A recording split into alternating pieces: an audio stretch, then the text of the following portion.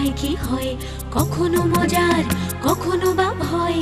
গা ছম ছম কি হয় কি হয়, কখনো মজার কখনো বা ভয়। পশু পাখি রাজা রানী ভূত পেতনি চোখের সামনে সব হাঁটবে চলবে, কথা বলবে, ঠাকুমা ঝুলি খুলবে, মজার গল্প বলবে। ঠাকুমা ঝুলি খুলবে, মজার গল্প বলবে, ঠাকুমা ঝুলি খুলবে।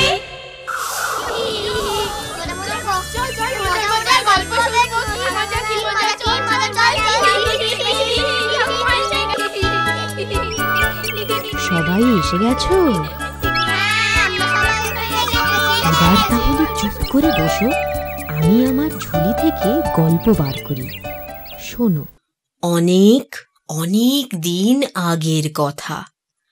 প্রতাপগড়ের রাজা মহারাজ প্রতাপ নারায়ণ একদিন শিকার করে ফিরছিলেন।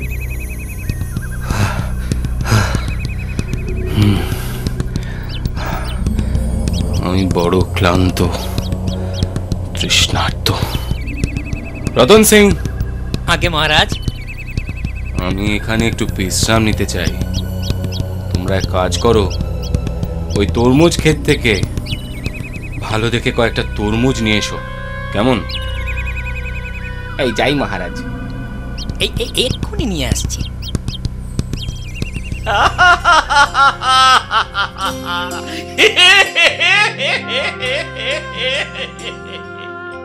তুমি হাসছো যে বড়, তোমার হাসির কারণ জানতে পারি? তা নিশ্চয়ই পারেন, নিশ্চয়ই পারেন মহারাজ। মহারাজ মানে আপনি খুব ভালো তরমুজ আনতে বললেন কিনা, তাই আমার আরে আচ্ছা মুশকিল, কিন্তু অদ্ভুত লোক, এ কথায় হাসির কি পেলে? মহারাজ ওই খেতে তরমুজ আছে বটে, তবে ভালো তরমুজ নেই মহারাজ। আমার অনুমান যদি ভুল না হয়, তুমি তো দৃষ্টিহীন। তা ঠিকই বলেছেন মহারাজ, আপনার অনুমান সঠিক। আমি অন্ধ, দু চোখে কিছুই দেখতে পাই না।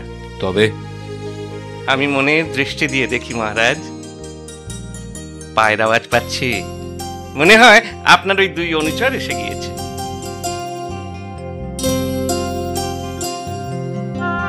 কি হলো, তোমরা খালি হাতে ফিরলে যে?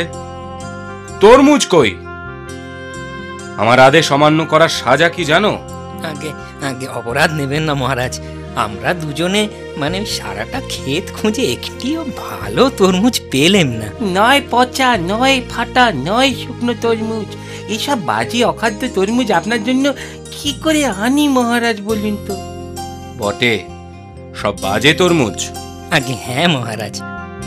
তাহলে তো দেখছি ওর কথাই ঠিক, কিন্তু আমি কি করে জানতে পারলাম, তাই তো?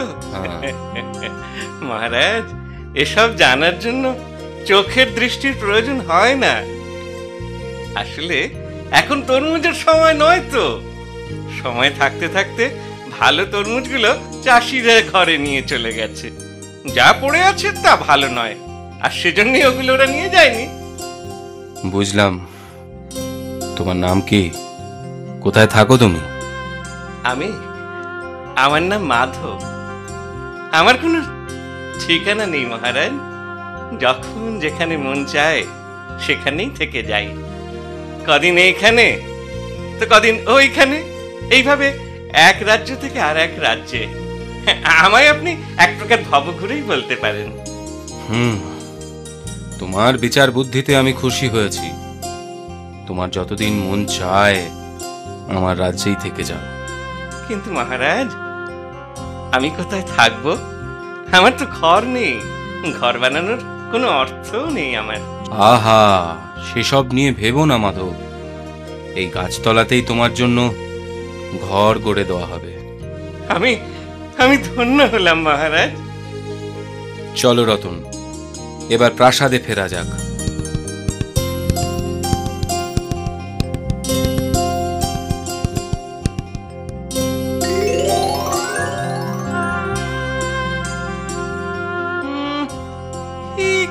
গুরুতর রাজা। আমার মতো বিচক্ষণ ব্যক্তিকে কোথায় সমাদর করে রাজসভায় রত্ন করে রাখবে? তা নয়, এই ছোট্ট কুটিরে আমার ঠাঁই হলো।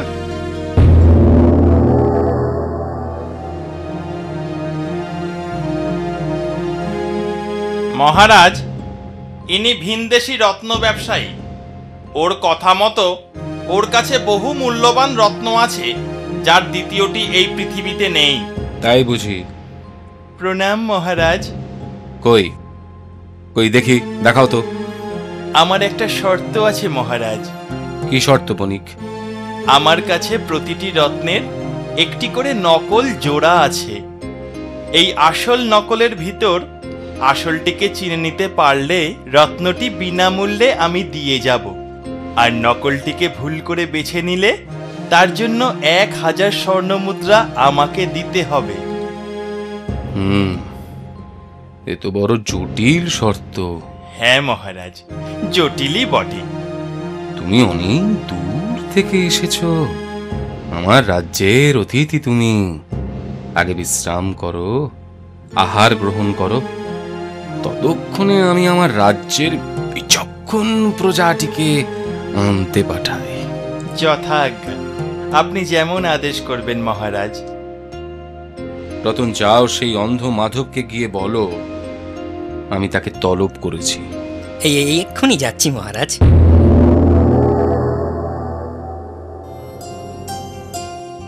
এই যে, চলো হে মাধব বাবু, মহারাজ তোমায় তলব করেছেন।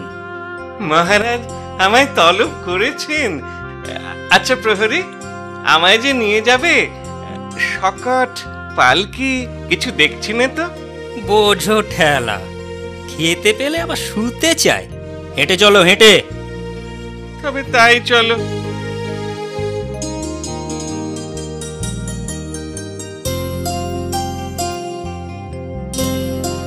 এই যে মহারাজ, ওকে এনেছি। পেন নাম হই মহারাজ। হ্যাঁ, ঠিক আছে। আচ্ছা মাধব, তুমি আসল নকল হীরের প্রভেদ বুঝতে পারো? আসল নকল হীরের প্রভেদ চেষ্টা করে দেখতে পারি মহারাজ। আজ দেখব তোমার মনের দৃষ্টির দৌড় কত। মনের দৃষ্টির জন্য আমার যে অল্প একটু রোদ্দুরের তাপ প্রয়োজন। কই, রত্ন দুটি আমার হাতে দিন। এই এই না, এই না মহারাজ, আমি বললাম আমার যে একটু রোদ্দুর চাই। হ্যাঁ, রোদ্দুর চাই না? রতন, ওকে খিড়কির কাছে নিয়ে যাও। আগে মহারাজ, নিয়ে যাচ্ছি। এই এই দিকটা এসো গো।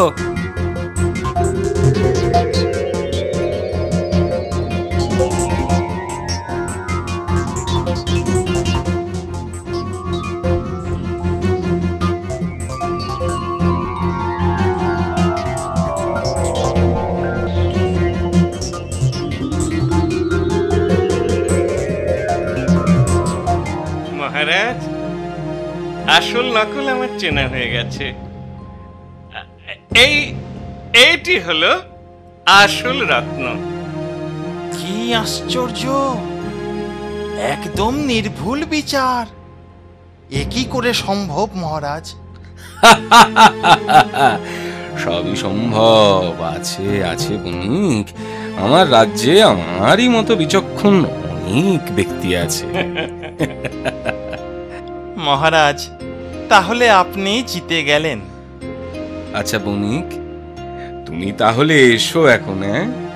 আর হ্যাঁ, আসল রত্নটি রেখে নকলটি নিয়ে যাও। যে আজ্ঞে মহারাজ। আমিও তাহলে এখন আসি মহারাজ। দাঁড়াও মাধব, এবার বলো তো তুমি আসল নকল চিনলে কেমন করে? মহারাজ, আসল হিরে রোদ্দুরেও সহজে গরম হয় না, কিন্তু নকলটি কাচের বলে সহজেই তপ্ত হয়ে যায়। তখন সেই তপ্ত রত্নটিকেই নকল বলে আমি আলাদা করে চিনতে পারলুম। বাহ বাহ বাহ বাহ বাহ বাহ, অসাধারণ। আজ তাহলে আমি আসি। এসো। প্রণাম। এই, আমি তোর থেকে বয়সে অনেক বড়, আমি তো দাদা, তাই আমি যেভাবে সম্পত্তি ভাগ করব তোকে তাই মেনে নিতে হবে। বড় বলে একেবারে মাথা কিনে নিয়েছো আর কি। ওসব বড় ছোট আমি মানি না। দাদা বলে তুমি সুযোগ নেবে আর তাই আমাকে মেনে নিতে হবে? আমি এক্ষুনি রাজার কাছে গিয়ে নালিশ জানাচ্ছি। কেন? আমি পারি না নালিশ জানাতে? আমিও যাব রাজার কাছে, আমিও যাব। সেই ভালো, চলো দুজনেই যাই। ঠিক আছে, চল তাহলে, চল আজই যাই। সবই শুনলাম, খুবই বাজে ব্যাপার, জটিল সমস্যা। আমাকে একটা দিন ভাবতে সময় দাও তোমরা। কাল আবার তোমরা সবাই এসো, বিচার হয়ে যাবে। চলি মহারাজ। এসো। রতন। আগে মহারাজ, মাধবকে খবর পাঠাবো? হ্যাঁ, তাকে বলো আমি তাকে তলব করেছি। আগে মহারাজ, আমি এক্ষুনি যাচ্ছি। কি হে মাধব, সবই তো শুনলে, এর একটা মীমাংসা করে দাও দেখি। মহারাজ, এরা দুই ভাই কেউই বৃদ্ধ নয় যখন, তখন এদের একটা দৌড় প্রতিযোগিতার আয়োজন করুন। তারপর যে জিতবে সে সম্পত্তি ভাগ করে নিজেরটা বেছে নেবে, এই তো? হ্যাঁ, এ আমি আগেই জানতাম। আজ্ঞে না মহারাজ, আপনার অনুমান কিন্তু সঠিক নয়। কেন? আগে দৌড় প্রতিযোগিতা হোক, তারপর আমি এই সমস্যার সমাধান করে দেব। এখন ঠিক আছে, ঠিক আছে, আজই এদের দুই ভাইকে দৌড় করাও, যাও।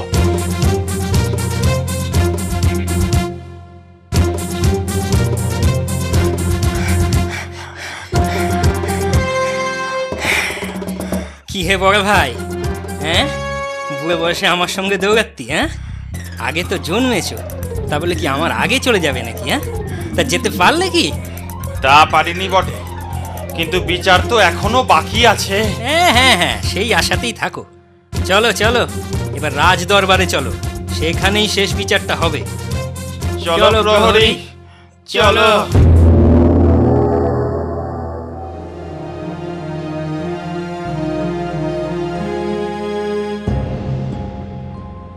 মহারাজ, এই ছোট ভাই দৌড় প্রতিযোগিতায় জয়ী হয়েছে। মাধব, এবার তোমার বিচার শুরু করো।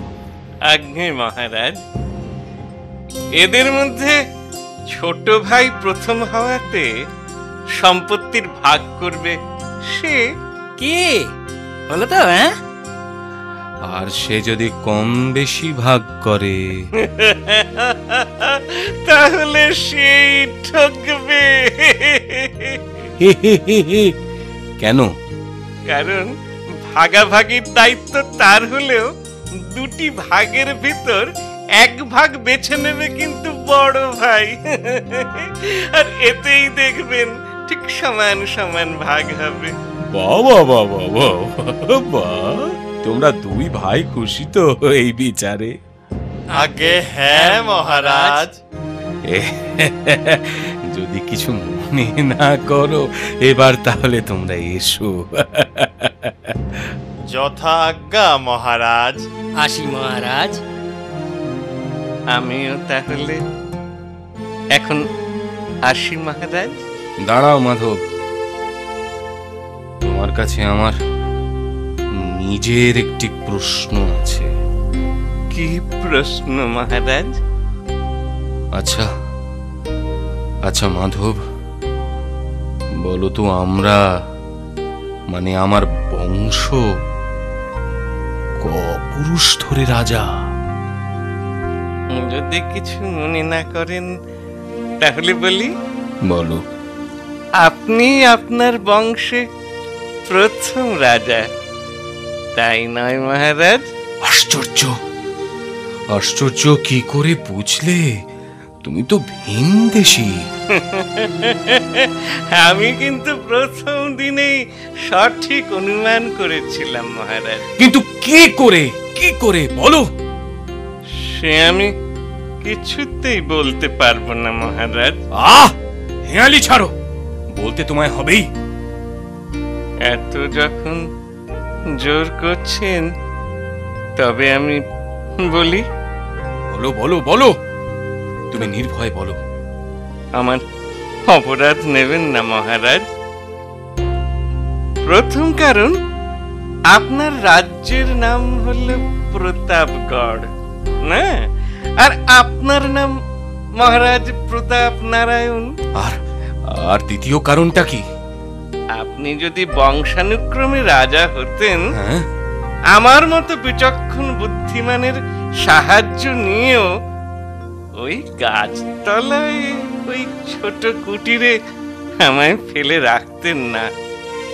আমায় স্থান দিতেন এই রাজসভায়, আমায় পূর্ণ মর্যাদা দিয়ে সভায় রত্ন করে রাখতেন।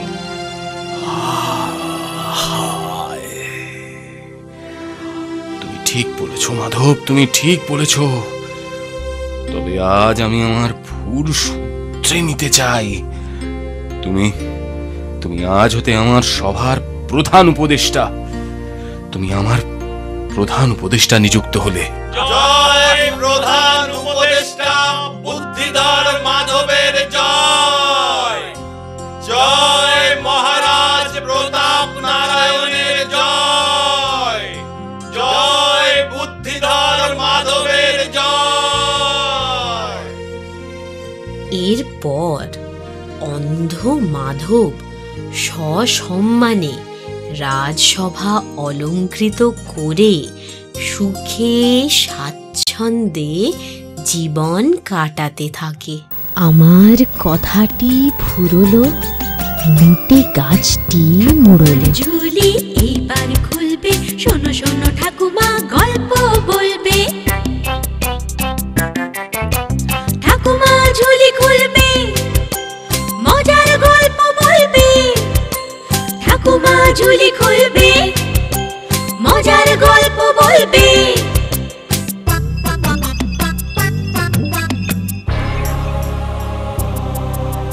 গা ছমছম, কি হয় কখনো মজার কখনো বা ভয়। গা ছমছম, কি হয় কখনো মজার কখনো বা ভয়।